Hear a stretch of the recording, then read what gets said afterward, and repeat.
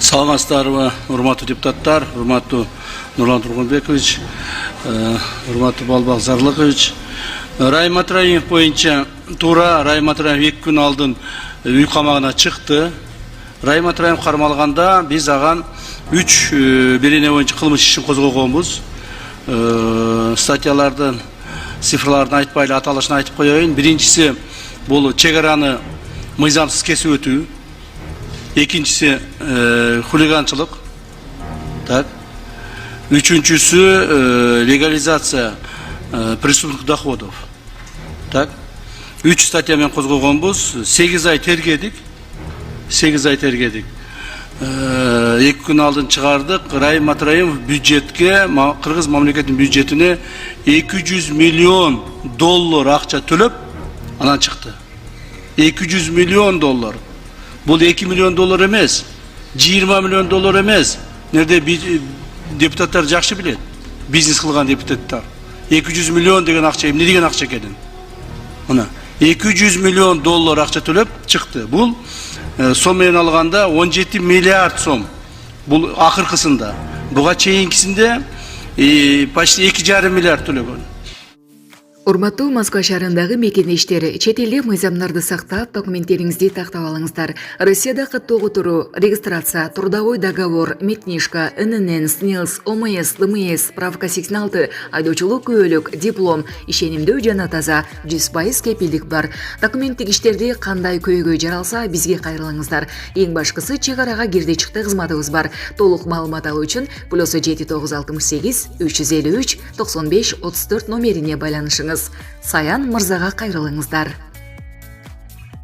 Ошону менен 19,5 миллиард сом акчаны Райым Матраимов төлөдү.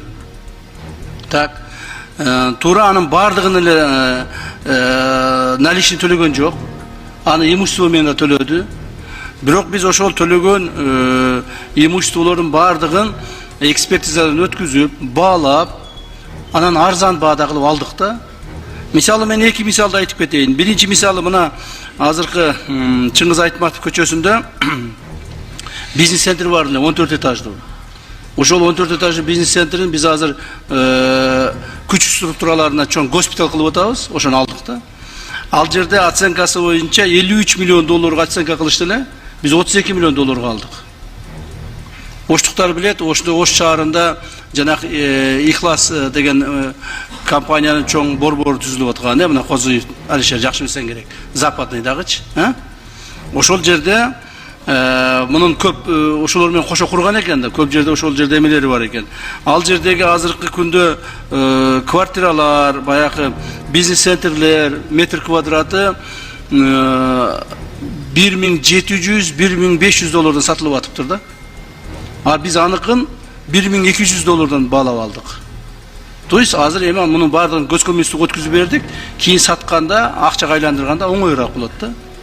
То есть ошентип олтуруп, мунун себеби баягы кээ ойлоп калбасын деп муну айтып атканым себеби 4500 доллар чогулду.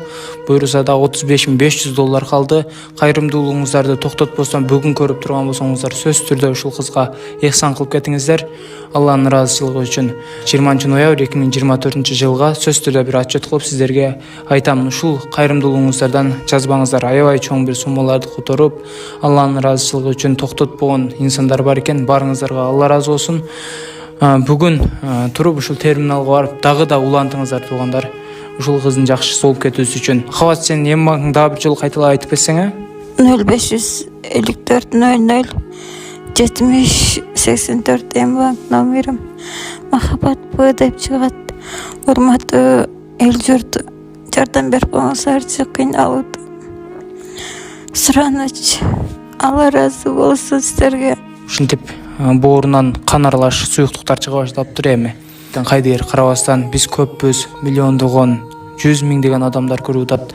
Ошолордун арасынан бир аз эле каражат которуп кеткендер болсо деле бир 100 миң адам бир 100 сомдон салып койсо да 1 миллион болот экен туугандар. Ушинтип токтотпосо, эгерде колуңуздарда көбүрөөк болгон болсо, анда көбүрөөк таштап койсоңуздар да ушул кыз үчүн жардам болот.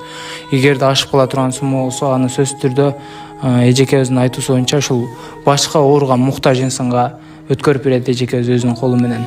Анда бүгүн көрүп турасыздарбы, анда сөзсүз түрдө барып, терминалга барып, серикпестен туруп, ушул кызга ыхсан кылып кетиңиздер. Азыркы учурда туугандар махабаттын салмагы 43 килограммга жетиптир, арыктап. Келгиле, эми ушул кичинекей кызыбызды колдон келген жардамды берип сактап кылайлы. Алланын ыраазычылыгы үчүн. Баягы имущество менен алса, кымбат кылып, имуществосун алып коюп эле 200 миллион долларга жеткизип койду деп айтпасын деп айтып атам да. То есть бардыгын арзан мамлекетке ошо 200 миллион доллар түшө турган кылып туруп алдык. Азыр эми домашний эмеге жанагы үй камагына чыгардык. Буюрса жакында сот болот. Сотто ошол биз койгон статьялардын санкциялары бар. Ошого жараша өзүнүн күнөөсүн тартат. Президент жардамчысынын жоруктарын билип калган. Президенттин маалымат кызматынын башчысы Дайырбек Орунбековдун айтымында кеңешчилердин бири Айдар Халиков күбөлүгүн өзүнүн кызыкчылыгына колдонуп жүргөн. Контрабанда жолу менен Өзбекстандан шифер ташып, түрдүү иштерге ортомчу болуп, аким жетекчилерге басым көрсөтүп келгендиги белгилүү болгон. Садыр Жапаров мунун баарын билген соң коомдук башталыштагы бардык кеңешчи жардамчыларын бошотууну туура көргөн.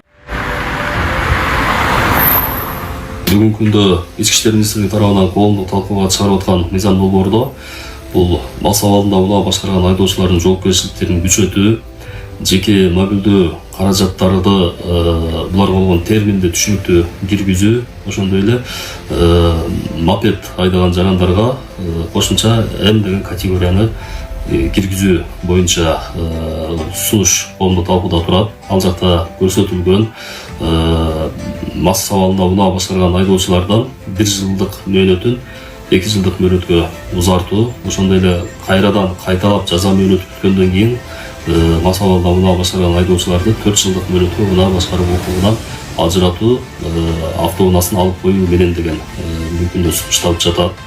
Ошондой эле